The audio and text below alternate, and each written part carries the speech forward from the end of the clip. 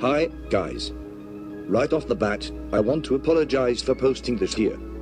I know it doesn't really belong, but I'm hoping this post relates enough to the subject matter that you'll allow it to stay.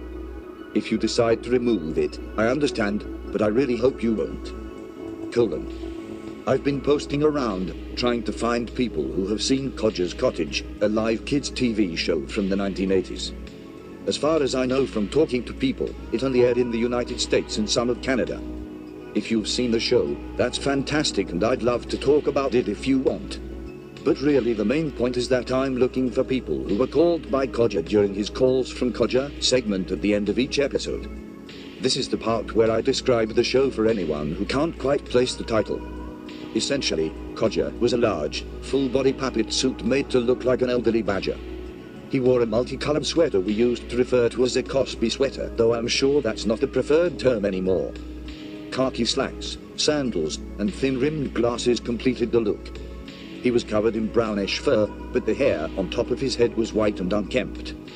He never left his rocking chair, from what I've seen of the show, probably due to the nature of the suit. The eyes, mouth, and brows would move as the character spoke. I saw the show as a kid, naturally, back when it first aired. We didn't have cable at my house, but the neighbors did, so I spent a lot of time in front of their set with their son, Dwayne. We watched Codger's Cottage mostly because he was a lot younger than me and would insist on one of his shows for every two of mine.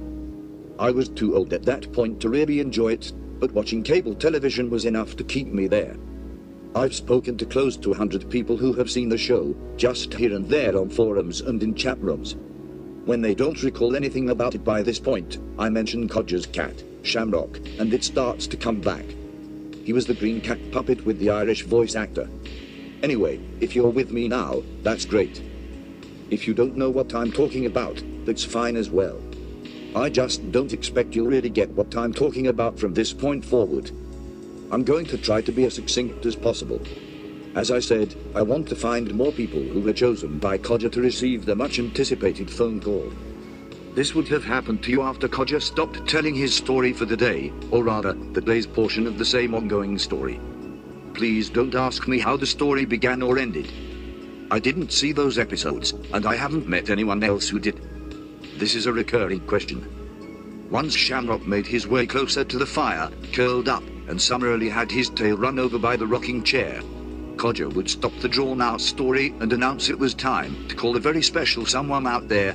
Dwayne got one of the calls, which is why I know the show was lit despite what others have insisted. I don't care if it's unlikely for a puppet show to broadcast that way, myself and many others saw it with our own eyes. Codger called him up, right on the show, and the phone rang almost immediately. As soon as Dwayne was talking with Codger, the character patiently insisted he turn down the TV to get rid of that pesky echo. From that point on, I only heard Dwayne's side of the conversation. But what he told me squares up with what we saw on other episodes and what other people have said about the calls they also receive. Just general stuff about being a good boy and doing various things like homework and chores, followed by Codger's usual ending line. You'll be good, and someday old Codger might just come stay with you for a while. Wouldn't that be as tasty as turnips? So if you've received a call like that, even if you don't recall watching the show, please do let me know. Anyway, that's about it I suppose. I'm just trying to figure this all out. For anyone who wants some extra explanation, keep reading below. If this doesn't ring any bells and you pretty much just want to move on, feel free. Basically, the reason I started asking around about the show is what happened with Dwayne from there forward. We never really talked that much about Codger's Cottage, even after he was lucky enough to get the call that day. I wasn't interested in it to begin with, and there were so many other, much more exciting shows to talk about. He-Man, G.I. Joe, and so on. A short time later, though, I heard that Dwayne had gotten into trouble at school. His mom asked me to come over and keep him company, but even then he didn't really want to talk to me about it. When I pressed him up to the point of saying he wasn't really my friend if he didn't tell me, he finally relented. Dwayne had told a bunch of kids, once his own age, that he actually met Codger in real life, and that the puppet had come to stay with him. Even then, I knew this was a lie, but he was so sad about being harassed and bullied over it that I didn't really want to make fun of him for it. When he asked if I believed him, though, I had to admit I didn't. He was crestfallen, of course. Still, I felt he should have known I was too old for that sort of pretend.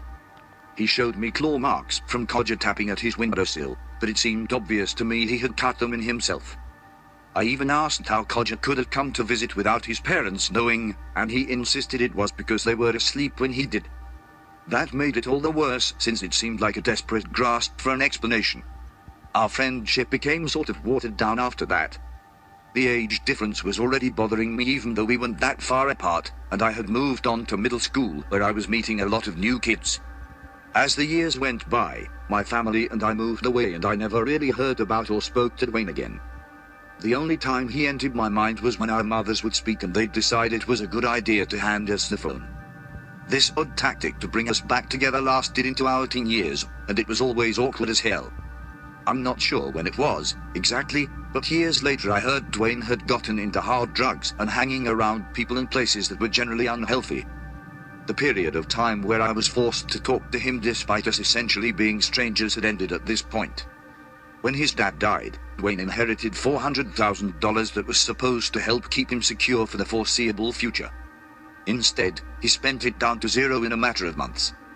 Mostly on drugs, but also on people he considered friends. People that all but abandoned him and moved on when the money was gone. You can probably tell already that there isn't a happy ending here.